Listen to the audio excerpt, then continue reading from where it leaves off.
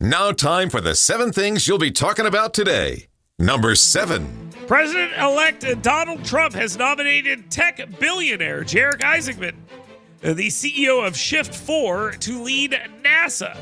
This follows his successful space flights with SpaceX. I believe he just went with them, including conducting the first private spacewalk. He has strong ties to Alabama, including a $10 million donation to the U.S. Space and Rocket Center. He expressed his excitement about the opportunity to lead NASA into a new era of space exploration. If confirmed, Isaacman will replace Bill Nelson, the former Democratic senator from Florida, on NASA's plans, and he'll focus on NASA's plans for lunar missions and further space exploration. The question I keep getting about this is, where does he stand on the SLS? And I have a bigger question for all my NASA friends out there. Where do you stand on the SLS? Can somebody tell me what's going on with this thing? Number 6. The Retirement Systems of Alabama, the RSA, has reported its most successful investment performance in its 85-year history, which I'll say is kind of impressive. I'll also jump to the end here real quick and explain that there is still a massive unfunded liability in almost every public pension program, but that's neither here nor there. In the fiscal year ending September 30th, they had exceptional returns. The Teachers Retirement System saw a 21.1% return on investments, while the Employees Retirement System and Judicial Retirement Fund achieved 22.21% returns. These results are expected to significantly boost their funding levels over the next 5 years, highlighting a banner year for the pension fund serving Alabama's public employees. But again, I would be remiss if I did not indicate that there are a bunch of major unfunded liabilities looming in the future. Number 5. I did it. It was me all along. Prattville Pride's LGBTQ float, where a drag queen would be seen dancing at a parade for Christmas, was removed from the city's Christmas parade after the group reported receiving threats, with Mayor Bill Gillespie citing safety concerns as the reason for the decision. Boo! Boo! This is a bad move. No. You do not remove them because of safety concerns. Okay? That is a bad call. This is a First Amendment violation. The city will lose this case.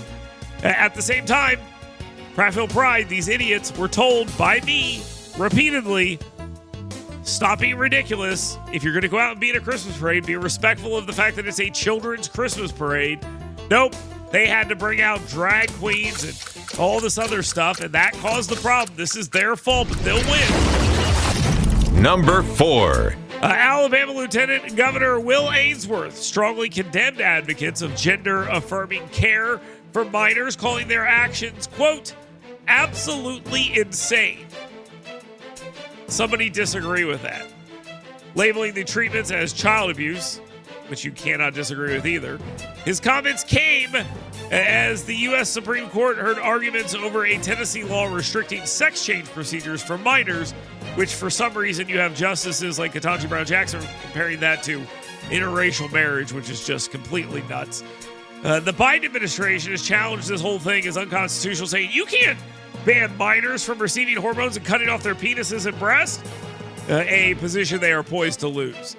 Ainsworth vowed to do everything in his power to stop these practices, stating that those responsible deserve prison time for their actions.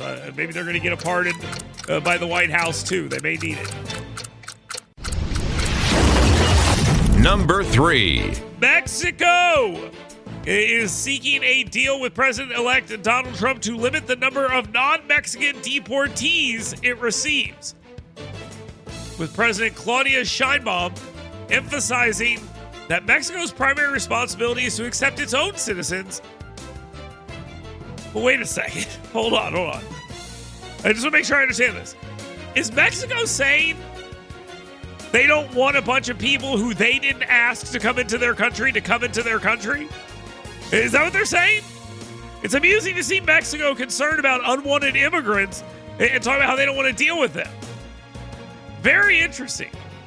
Sheinbaum still says there is no deal with Donald Trump. which is fine. But this is why Donald Trump threatened those tariffs, because you're going to want a deal. You're going to have some problems. You're going to destroy our economy if you do this. Well, then don't make him do it. Same goes for you, Canada. Number 2. The moronic recent TikTok post by Charlie Desi that has sparked controversy in Cullman, labeling it a sundown town, a term historically used for towns that exclude black people after dark and, misused as a political weapon for when people say, hey, this is a pretty nice Christmas town. And then, of course, people try to say, no, it's a sundown town, which it clearly is not. This, of course, is rejected by people that live there, including Garland Gudger, who's the current state Senate pro tem elect, and former state representative James Fields, a black Democrat and lifelong Cullman resident, stated that while Cullman did have a history of discrimination, it would be an injustice to suggest that the town is still discriminatory, emphasizing the city's diversity and progress over the years. See, the people that live there are telling you you're wrong and you should stop this, but that's not going to stop these people because they have the internet. Now, time for the number 1 thing you'll be talking about today. Alabama United States Senators Katie Britt, Republican out of Montgomery, and Tommy Tuberville, a Republican out of Auburn, have both officially come on board for Pete Hegseth as President-elect Donald Trump's nominee for Secretary of Defense. Britt praised Hegseth's commitment to military reform and emphasized Alabama's key role in national defense, noting Space Command is one of the things she talked about with him at Redstone Arsenal. Tuberville defended Hegseth as the leader needed to address issues at the Pentagon, signaling strong support for his nomination. But listen, the fight is still on. They are attempting to destroy this man completely. He has said, look, I haven't lived the perfect politician life because most people haven't. And I've changed. And I answer to Donald Trump. I answer to God.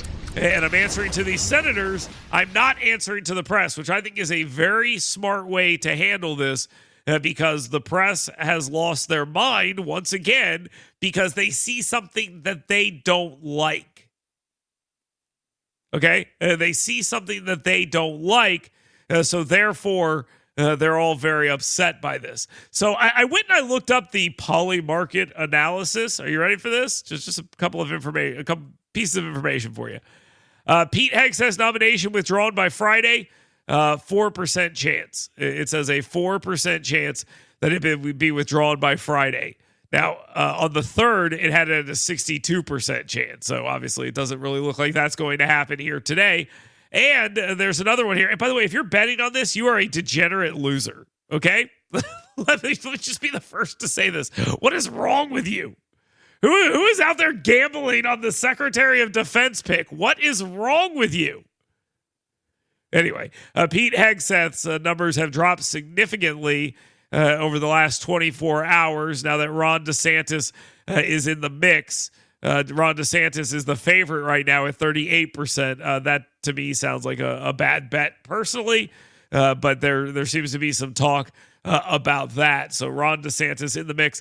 Ron DeSantis needs to stay governor of Florida, and then he and Vivek Ramaswamy and J.D. Vance and anyone else that wants to run for president can jump out and do that next time. He does not need to take this job. Pete Hegseth, I'm sorry, I have not seen enough that says he needs to go away.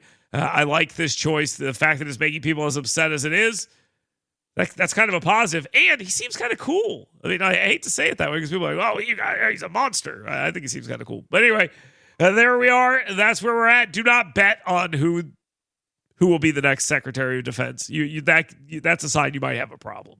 All right, let's take a quick break here. You are more than welcome to jump in, talk, or text right now. It is very simple for you to do so. You can get in here right now.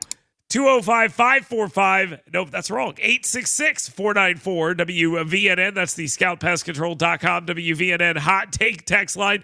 You can also email us. Dale, you've got mail. Dale at WVNN.com. That's the downtownrescuemission.org email inbox. Cut me some slack here, folks. Get your answers in for our question of the day. Can we really cut 75% of the workforce and nobody notice? and get your questions in for 10 with him. We got a lot going on. Stay tuned. Get WVNN stale checks and 7 things you should be talking about today right in your email box every morning. Go to yellowhammernews.com and sign up today.